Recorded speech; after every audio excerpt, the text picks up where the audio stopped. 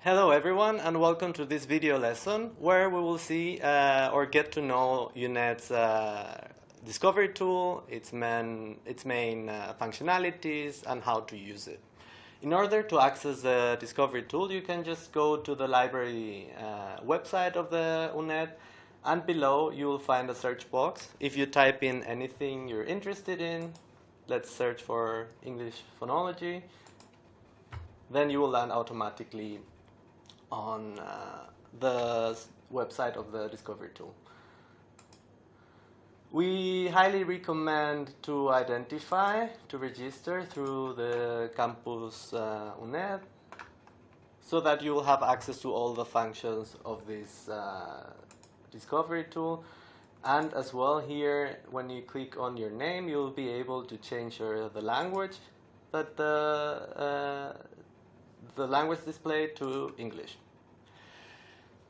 Okay, so let's go back to the discovery tool. This discovery tool search engine is the access, or the main point of access, for basically all the resources we have available at the UNED's library, from both physical books, videos, thesis, everything stored in our libraries, but also it grants access to anything that is available online as a free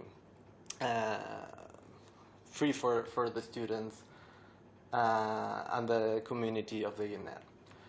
You will see here in the first glance of the search engine, we have already many options. When we do a simple search, we can already select what collections we want to search in. For example, we have here, we can search everywhere in all our collections, but we can select print and visual, which is basically physical books stored in our libraries. We can search only electronic resources. We can search in eSpacio, which is the institutional repository of the UNED, in Consortium Madroño, and there's other searches. If we, for example, click in print and visual, then another tab appears where we can select our specific library that we want to look for. We have all UNED's libraries here available. But let's go back to everything. So we can see here a bit the results. In the main page, we have the most relevant results. They are sorted by relevance, but we can change here basically the kind of sorting. We can do it by date, by author, by title, but we can leave it in at the moment just by relevance. But what is also very interesting is here what is below the filters. We can refine our search, refine our results by using these filters here. Some of them are very interesting. For example, in availability, we have the possibility to filter only documents that are fully available online, so you don't have to move to any library. We can select this filter and then apply filter. It's very simple. And now all the documents I have are fully available online. We have here our filter, so also if we wanted to delete it, we can just press here. We have other filters like resource types, if we're only interested in articles. Library, in this case, there are some of these documents that are also available physically in a library. We can change the date. We have here a list of the authors. This is interesting because we can see who are the most relevant authors in different topics, same as with subjects, the journals, and also the language.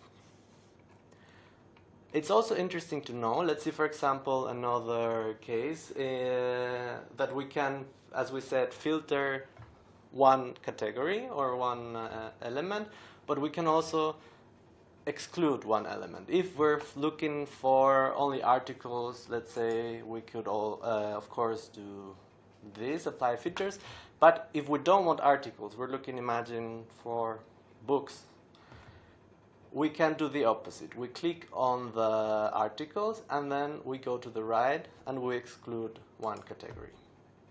And then again, apply filters.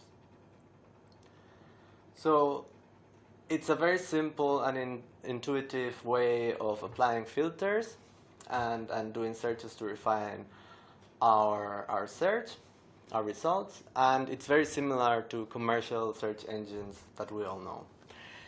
Of course, at this discovery tool, we also have the possibility of an advanced search. Let's go for it. And here on the right, you can find it. So let's change the topic we're looking for. The difference between simple search and advanced search is that you will be able to put different lines of search. For example, let's search for biodiesel. We can also search in specific fields.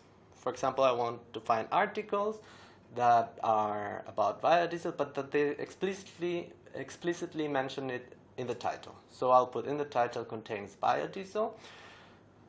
And I'm going to use another line using a Boolean operator. These are the three Boolean operators that we have, and or not.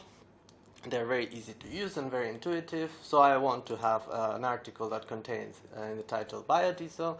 And in any field, I will search for efficiency. Maybe it's not on in the title, but it's in the abstract or somewhere. Efficiency. We can add as many lines as we want. That's very intuitive. And we can also clear our search here. I'll leave it for the moment like this. But if you see here around the main search box, there are other options. We can again select the collections we're looking for. The material type, so all items, books, articles. As I said, I'm looking for articles, so I'll directly click articles. I'll put English as a language I'm looking for, and in the publication year, I'm looking for articles written in the last 5 years.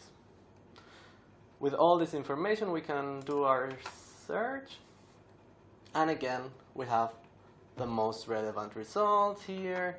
And as before, we can still refine our results. We can still find, filter out some of these elements. But let's imagine that this first article is the one we're looking for.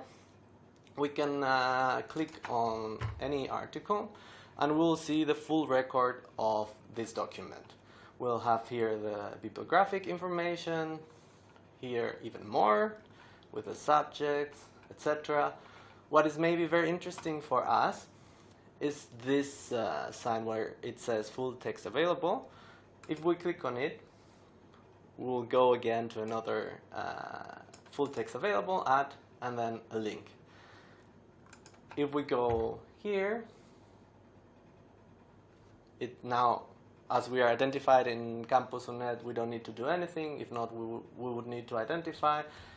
But because we're identified, it really directs us directly to the article, and we can access to the PDF. We should be able to. Here it is. This is also why it's important to be logged in, the same as with physical books. With physical books, you will be able here to see the locations and to request this book. So it's reserved for you. Here in Send To, this is also interesting maybe. There are other options that you may find useful with these widgets. No, you have very, very many exporting options. Excel, we have BibTeX and RIS. These are very useful for software reference management software. We have RefWorks. We have also the possibility to create a permanent link to this record, to this bibliographic record, and we have also this citation widget, which is very interesting and gives you the option to create automatically citations in this style. So I just click on the style I'm interested in, and it automatically creates the reference. This is an automatic process, so it's very important to then still check the citations that they are correct and everything, but it's very useful, especially in the beginning, to have this. We can just copy it and then paste it wherever we want to paste it. The last things that we need to know about the search engine is about your profile. As we said, we recommend you to be logged in, as you can request and access the e-resources, but you can also see here all the other elements. You can see your loans, your requests. You can also save items. You will see here a pin, so it's very easy. You can save an item, so you have it organized with a pin wherever you see one. You can even save a query.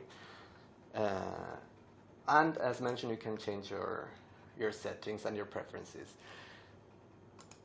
On the top, as you know, you'll have the link to other resources like the databases, course bibliography, or even interlibrarian loan. Thank you very much for your attention, and I hope this video was useful for you.